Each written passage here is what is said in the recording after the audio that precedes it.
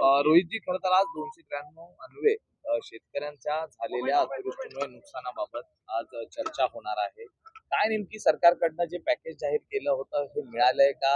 आणि कुठपर्यंतची जी परिस्थिती आहे ती सांगा.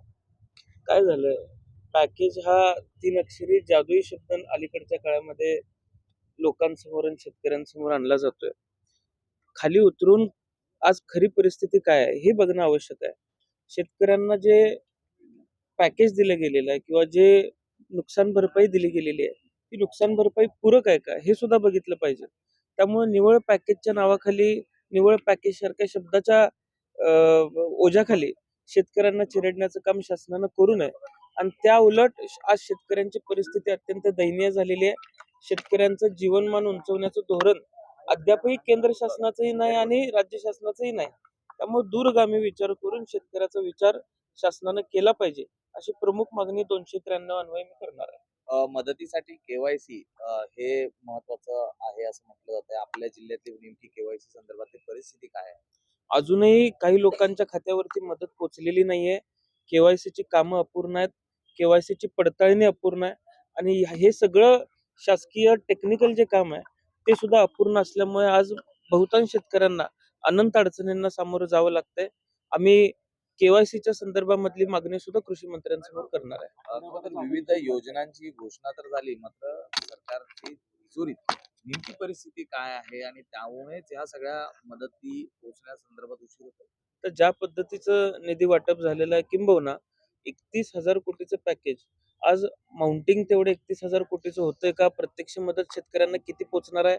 या सगळ्या गोष्टींचा अभ्यास आम्ही आमच्या भाषणामध्ये मांडणार आहे आणि एक राज्याची खरी परिस्थिती ही लोकांसमोर आणण्याचा प्रयत्न आमच्या सर्वांचा असणार. असं पुणे जमीन प्रकरणामध्ये पार्थ पवार यांना कोर्टाने पार्थ पवार प्रकरणामध्ये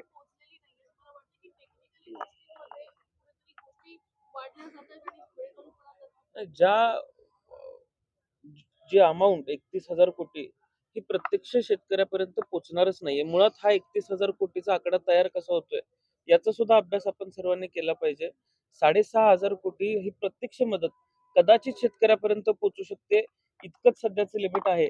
आणि आज शेतकऱ्याची फसवणूक या पॅकेज या शब्दाच्या नावाखाली होऊ नये एवढीच विनंती मी शासनाला करणार आहे. पुणे जमीन प्रकरणामध्ये कोर्टाने फटकारलं असून पार्थ पवारचं नाव अजून गुन्ह्यात का दाखल केलं नाही असं म्हटलेलं आहे. काय कोर्टाचं काल काय म्हणणं आलं? काल काल मला अद्याप त्या संदर्भाची माहिती नाही. मी थोड्या वेळात बघून आपल्याला माझी पण कुठेतरी प्रतिक्रिया राजकीय कळवेन. दबाव आहे का केस होती या? नाही, आता राजकीय दबाव असता तर कोर्टानं फटकारलं नसतं. त्यामुळं काहीतरी म्हणणं अधिकाऱ्यांनी दिल्याशिवाय कोर्टानं फटकारायचं कारण नव्हतं. त्यामुळे अधिकारी योग्य पद्धतीनं काम करत असावेत आणि कोर्टानं फटकारलंय याचा अर्थ कोर्ट सुद्धा योग्य पद्धतीने चिकित्सा करत असावं. रोहितच्या आठवड्याभराचं अधिवेशन आहे, मध्यावरच्या काही अधिवेशन आलेलं आहे. तुम्ही आता ज्या प्रकारे सांगता की लाडक्या बहिणीवरती चर्चा होते, यावरती चर्चा होते. तर आठवड्याभरामध्ये ज्या विषयांवरती चर्चा व्हायला पाहिजे ती आपल्याला पाहायला मिळते. खरं तर अधिवेशन अजून काही दिवस वाढवून मिळायला हवं होतं.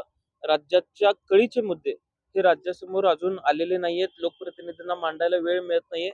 त्यामुळं अधिकचं अधिवेशन थोडंसं मिळालं असतं तर बरं झालं असतं.